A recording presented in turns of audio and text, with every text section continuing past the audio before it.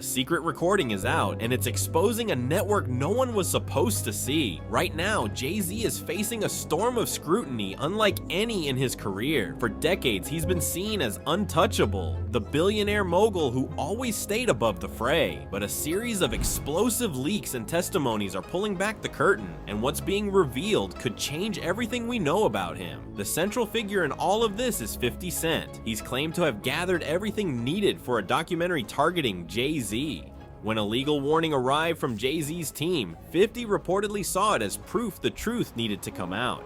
He suggested that Jay-Z and Diddy are fundamentally similar, with Jay-Z just operating behind a more polished facade. Their feud spans 20 years, and 50 says he knows what happened in the shadows. He's even questioned the origins of certain public gestures, like a famous funeral bouquet, hinting it might have been Jay-Z's idea, not Diddy's. He points to moments of alleged control, like when Nicki Minaj posted a lighthearted video and Jay-Z's lawyers reportedly reacted with threats. The accusations go deeper. It's been alleged that back in 2015, Nicki Minaj helped build a streaming service, Tidal, and was supposedly denied millions in royalties she was owed. 50 Cent claims this money was kept from her. Furthermore, insiders hint that Jay-Z's influence was present at pivotal, controversial moments over the years, from leaked elevator footage to exclusive guest lists. The pattern, they say, is one of pulling strings from the shadows while maintaining a spotless public image. But now, with Diddy's world under a microscope, that darkness is being illuminated.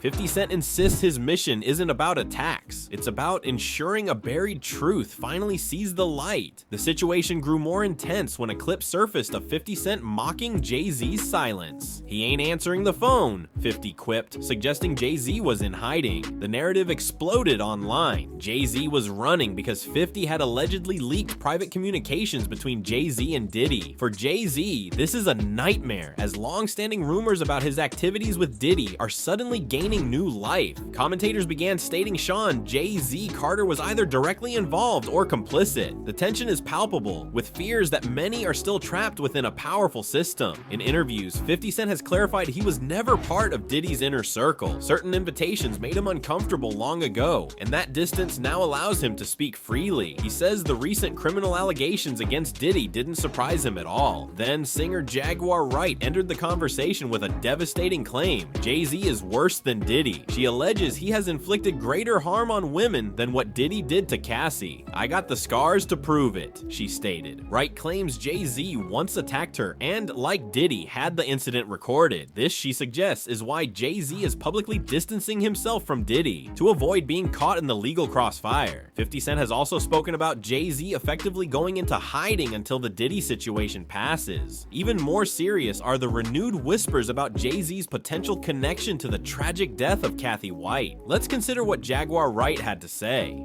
"Sean Carter is just as bad. I know that for a fact. You want to know what a box cutter feels like going into your skin? I can tell you. The Cassie situation is nothing. Sean Carter remembers what he did to me, and he's got it on tape. Just like Diddy, it's going to be the women that bring them down in the end." As the investigation into Diddy expanded, public attention slowly turned to Jay-Z. His silence became deafening. Why wasn't he speaking? Many believed his legal team was already aware his name had surfaced in civil suits and wanted to get ahead of the narrative. Even without formal charges, the damage to his reputation was accelerating. Online, rumors swirled that he was using his power to silence accusers. One anonymous Jane Doe, who filed a lawsuit against him, claims she dropped the case not because her story was false, but out of terror. In new legal documents, she alleges she was confronted near her home by two individuals claiming to work for Jay-Z's lawyer. She says they pressured her to sign a paper stating her accusations were fabricated, but she refused. The alleged investigators also asked if her attorney, Tony Busby, had sought her out and offered money to make false claims, something she denies. This confrontation, she states, left her terrified and wondering how they found her anonymous identity. She claims her parents were also approached. Ultimately, she withdrew her lawsuit fearing public exposure and attacks from Jay-Z's supporters.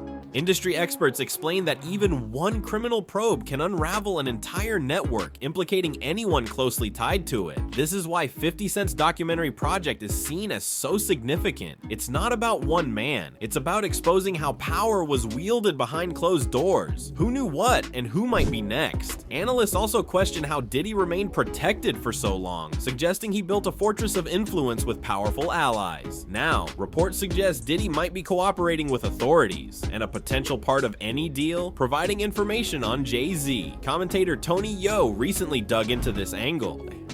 Well, did he start snitching? He asked rhetorically. He better, but the only thing I'm interested in him talking about is everything he knows about Kathy Carano White. See, I know you know what happened to Cora. You and Jay-Z were down in Vegas. Why don't you just talk about Kathy? That might help a lot. Kathy Carano White was Jay-Z's alleged pregnant mistress who died just 24 hours after announcing she would go public with their relationship. Her official cause of death was listed as an aneurysm, but doubts persist. Now the documentary is out, and one thing is clear. This is about the future, not just the past. Every new detail shines a harsher light on those who stayed quiet, especially Jay-Z. Their history is long and deep. Former Diddy bodyguard Gene Deal was recently asked about their relationship, especially after Jay-Z's lawyer claimed the two were never close. Gene found that claim laughable. How close was Diddy and Jay-Z? He asked. Close enough that Diddy wasn't playing a sport when he came on stage, patted Jay-Z on his backside, and told the world nobody calls me Sean but Jay-Z.